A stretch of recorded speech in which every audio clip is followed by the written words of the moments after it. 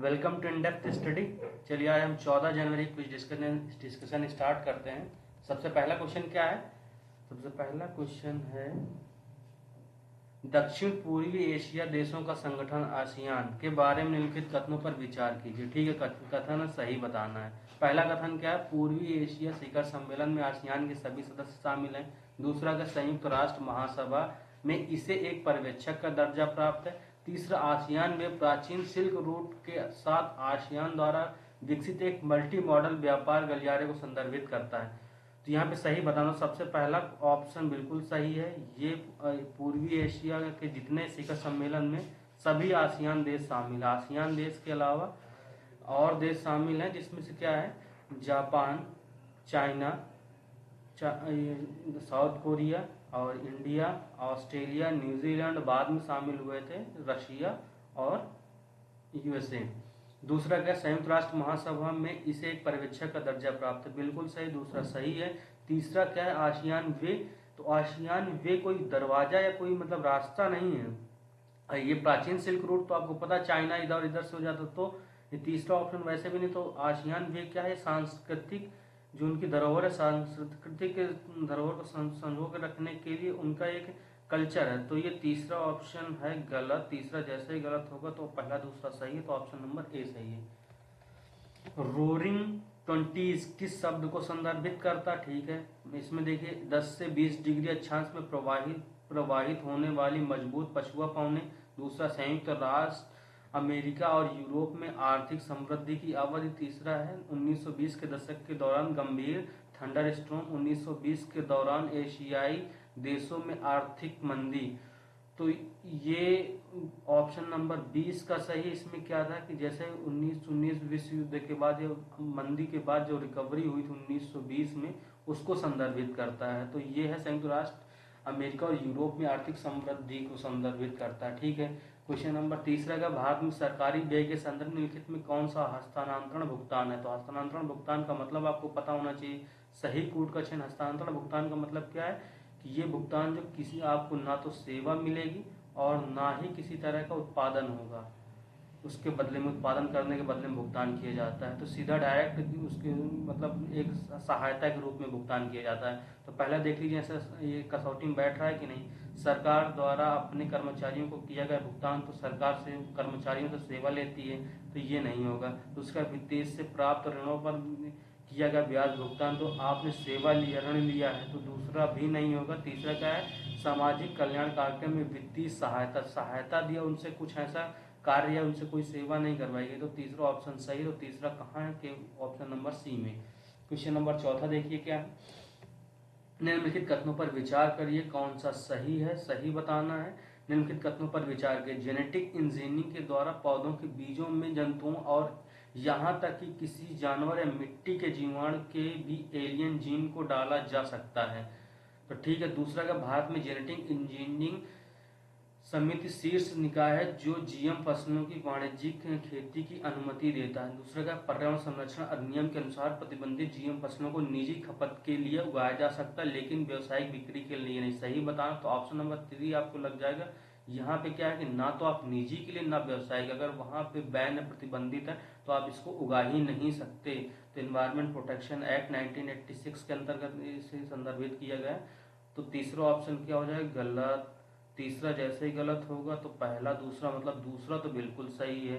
पहले में देखना है तो बिल्कुल सही। जेनेटिक इंजीनियरिंग का मतलब ही यही होता है कि उसमें जेनेटिकली मॉडिफिकेशन करके किसी अन्य क्रॉस, किसी दूसरी प्रजाति के डीएनए को उसके अंदर या जीन को उसके अंदर डाल दिया जाता है, तो ये हो जाता है। इसमें जेनेटिक इंजीनियरिंग के द्वारा पौधों के बीजों में जंतुओं और यहाँ तक कि किसी जानवर या मिट्टी के जीवाणु के भी एलियन जीन को डाला जा सकता है। तो बिल्कुल सही, पहला सही है। दूसरा क्या है कि हमें देखना ही नहीं, दूसरा भी सही है।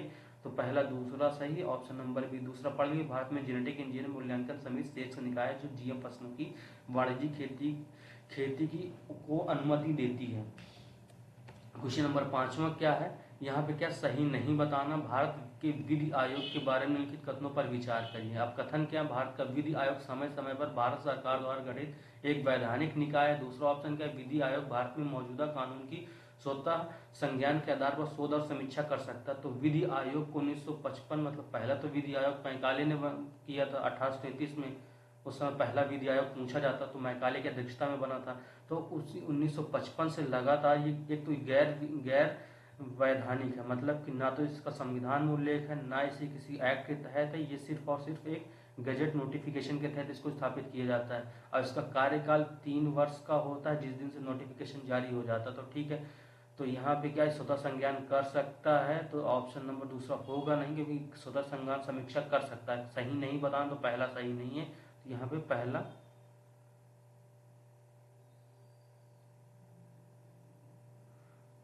सही नहीं बताना। ठीक है, तो एक ऑप्शन इसका कम है, चलो ठीक है, इसका पहला नहीं, पहला होगा। ठीक है, अब इसके में पहला अगर नहीं दिया तो में से कोई नहीं।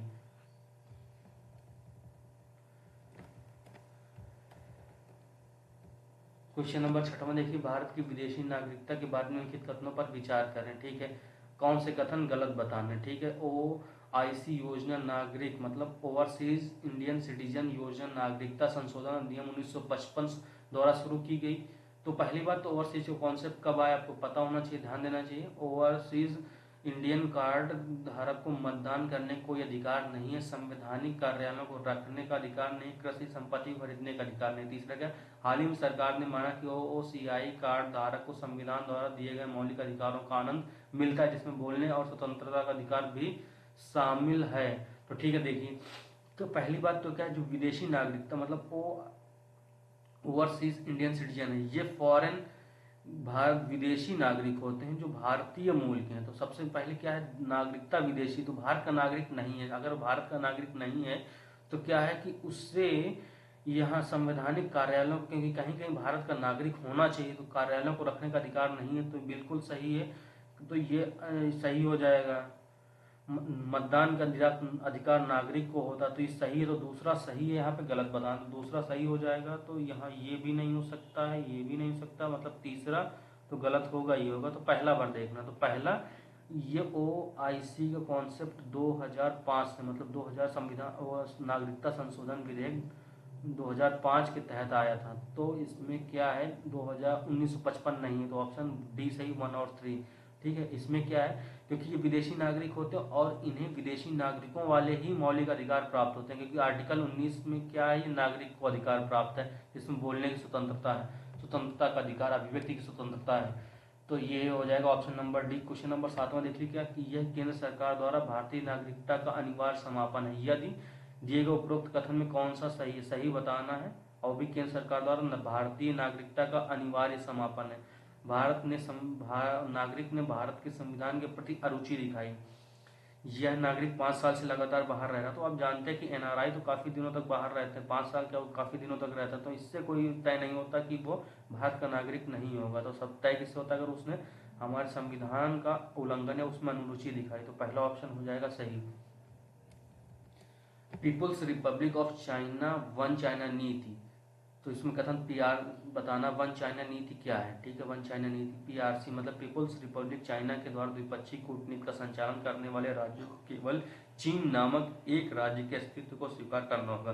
इसका तात्पर्य ये है कि अगर चाइना के साथ आपको किसी भी तरह के राजनयिक संबंध बनाने हैं, तो आपको चाइना के जो डिस्प्यूटेड एरिया ताइवान और हांगकांग या अरे हाँ, तो इनको एक ही वन चाइना मानना होगा, ताइवान को एक ही चाइना में इंक्लूड करना होगा। ठीक है, तो ये हो जाएगा, पहला तो सही है। तो ठीक है, दूसरा, क्योंकि यहाँ पर डी ऑप्शन दी, A और B, तो दूसरा भी पढ़ लीजिए। PRC के द्वारा द्विपक्षीय कूटनीति को आगे बढ़ाने के इच्छुक राज्यों को ताइवान के साथ सभी औपचारिक संबंध गंभीर होने चाहिए, जो आधिकारिक तौर पर खुद को रिपब्लिक ऑफ चाइना कहते हैं। तो मतलब अगर आप ताइवान के साथ भी संबंध करना चाहते हैं तो उसको चाइना के रूप में ही स्वीकार करें। तो ऑप्शन नंबर इसका डी सही, दोनों सही हैं। ठीक है, क्वेश्चन नंबर 9 क्या है, कौन सा सही बताना। GST परिषद एक सहकारी संघवाद निर्णय प्राधिकरण है, भारत का पहला अनुभाग। तो बिल्कुल ऐसा मतलब निर्णय, क्योंकि सहकारी संस्थाएं तो काफ़ी हैं, कोऑपरेटिव मतलब सहकारी संघवाद के लिए संस्थाएं काफ़ी, जैसे ये अंतर्राज्यीय काउंसिल मतलब इंटर स्टेट काउंसिल, और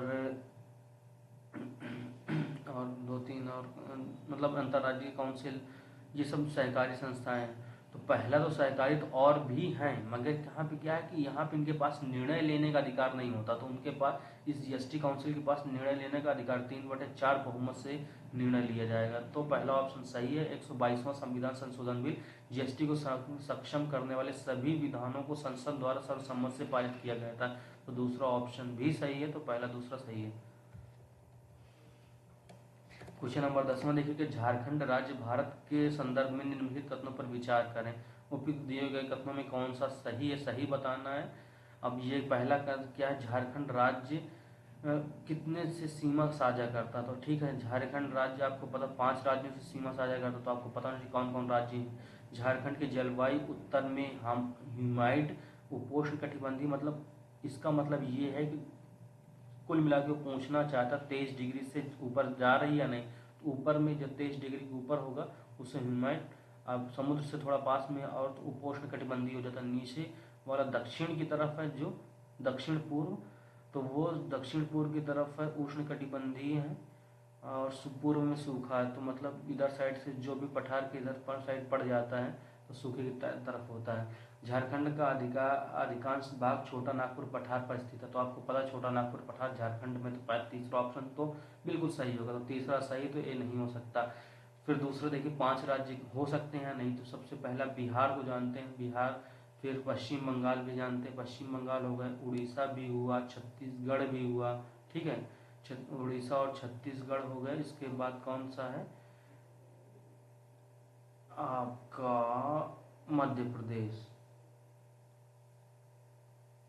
ठीक है, तो ये 5 राज्य बिल्कुल पहला भी सही। दूसरा क्या है कि ये उपोष्ण ह्यूमाइड ऊपर उपोष्ण कटिबंधीय होती है, नीचे की तरफ उष्ण कटिबंधीय होती है, अपूर्व में सूखे की संभावना है। तो दूसरा ऑप्शन भी सही है। तो पहला दूसरा तीसरा तीनों सही है।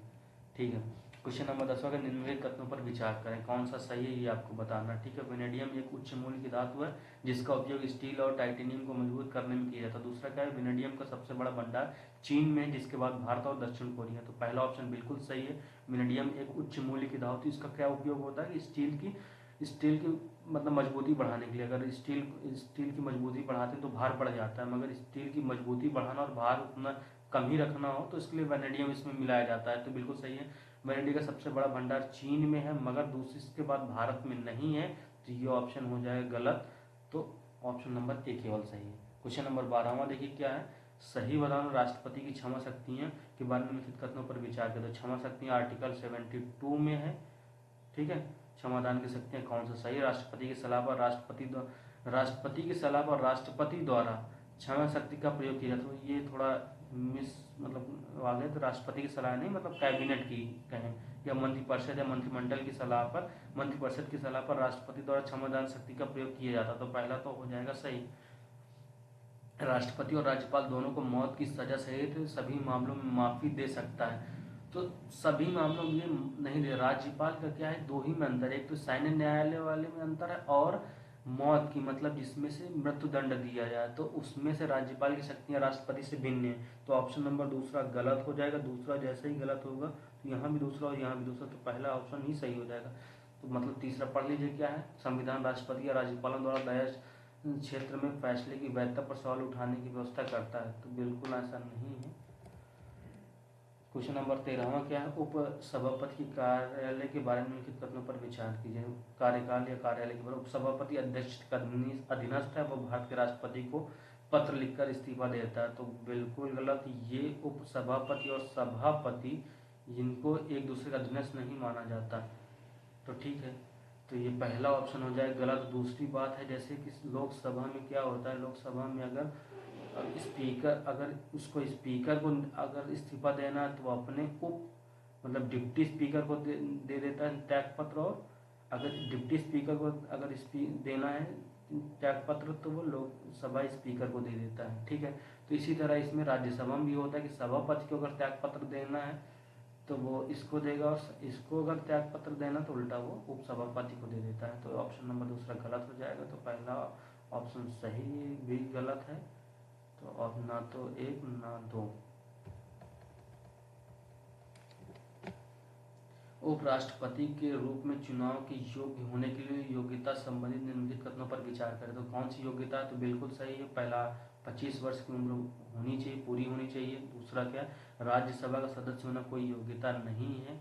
तीसरे, उसमें राज्यसभा के सदस्य बनने की योग्यता होनी चाहिए, राज्यसभा का सदस्य नहीं होना चाहिए। और तीसरा क्या, उसे केंद्र सरकार किसी राज्य के अधीन कोई लाभ का कार्यालय नहीं रखना चाहिए। तो तीसरा भी सही है। तो इसका कौन सा हो जाएगा, पहला, तीसरा ऑप्शन नंबर बी। 15वां देख लीजिए क्या है, भारत निम्नलिखित में से कौन सा अंतर्राज्यीय परिषद के सदस्य हैं। तो पहला क्या है, अध्यक्ष के रूप में प्रधानमंत्री, बिल्कुल सही। सभी राज्यों के गृह मंत्री, बिल्कुल ये भी सही है। सॉरी, सभी राज्यों के मुख्यमंत्री, नहीं तो गृह मंत्री तो गलत हो जाता, तो ये सही है।